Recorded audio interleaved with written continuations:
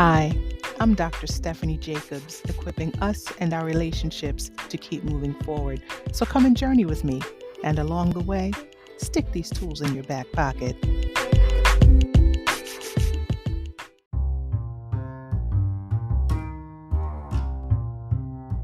In our previous episodes, we've explored how positive emotions expand our thoughts and behaviors and build responses that promote creativity, social connection, personal resources, and resilience. We've also explored how the positive emotion, happiness, is an experience we don't have to wait for, but one we can synthesize and create right now through the practices of gratitude, generosity, and giving. In today's episode, we're going to take a practical approach and look at how an American icon used gratitude to manage times of mental and emotional distress. We'll also look at ways to enhance our experience of this practice. Most people know Dr. Maya Angelou as a poet, novelist, memoirist, essayist, professor, actress, civil rights activist, and spoken word artist. But before Dr. Angelou was known as a great writer, thinker, speaker, and humanitarian, she first made her mark on the world as a dancer. While sharing her gifts of movement around the world at a time which preceded the American Civil Rights Movement, Maya Angelou's son was cared for by his maternal grandmother. Upon returning to the United States to care for her young son, Dr. Angelou recounts in her book, A Letter to My Daughter, that she experienced great fear and uncertainty about how to raise a Black boy in a racially tormented country. And upon considering the task, she experienced a psychological crisis. She sought help by a professional, but quickly deduced the person would not be of help, being unable to identify with her plight. She then sought support from her dance instructor, whose name was Wilkie. Now, before I read a small portion of Dr. Angelou's text, I'd like to reference Section 107 of the Copyright Act and cite fair use for the nonprofit purposes of commentary and teaching. In the chapter entitled Porgy and Bess, Dr. Angelou recounts seeking support from her dance instructor, and she writes this: "I'm telling you, I'm going crazy."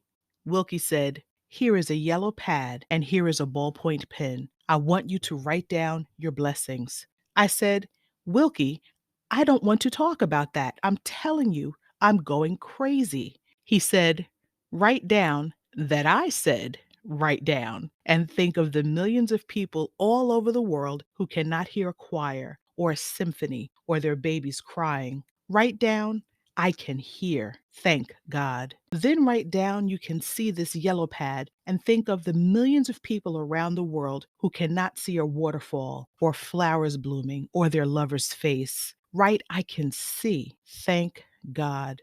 Then write down that you can read. Think of the millions of people around the world who cannot read the news of the day, or a letter from home, a stop sign on a busy street, or..." I followed Wilkie's orders, and when I reached the last line on the first page of the yellow pad, the agent of madness was routed. That incident took place over 50 years ago. I have written some 25 books, maybe 50 articles, poems, plays, and speeches, all using ballpoint pens and writing on yellow pads. When I decide to write anything, I get caught up in my insecurity despite the prior accolades. I think, uh-oh, now they will know I am a charlatan, that I really cannot write and write really well. I'm almost undone. Then I pull out a new yellow pad, and as I approach the clean page, I think of how blessed I am. The ship of my life may or may not be sailing on calm and amiable seas. The challenging days of my existence may or may not be bright and promising. Stormy or sunny days, glorious or lonely nights, I maintain an attitude of gratitude. If I insist on being pessimistic, there is always tomorrow. Today, I am blessed. Again, that brief excerpt coming from Dr. Maya Angelou's collection of essays in a book entitled Letter to My Daughter in the chapter Porgy and Bess. You know, every time I read this passage, my eyes always land on the sentence where Dr. Angelou writes that after practicing gratitude, quote, The agent of madness was routed. End quote. This is encouraging. Since expressing gratitude is one behavior that we can do right now to shift our emotional state toward a more positive, happy one, following Dr. Angelo's example, I'd like to exhort us to consider keeping a gratitude journal. If putting pen to paper seems a bit outdated and unsustainable, we can choose one of many gratitude apps to help us begin and maintain this practice. The idea is to simply create a habit of expressing thankfulness, because in doing so, we meditate on people, places, things, and events that are good rather than ruminating on circumstances that are not. Remember, shout out to episode 1. Distressing emotions tend to narrow our vision and block us from seeing the majority of the things in our lives that are actually going pretty well. Whereas positive emotions expand our perspective in a way that allows for creativity, problem solving, and the ability to bounce forward. In your gratitude practice, try thinking about positive events. If you need help focusing, you can use pictures, memorabilia, or imagery to reminisce about the positive events you experience. You can also write down 3 good things and reflect on the reasons why they happened.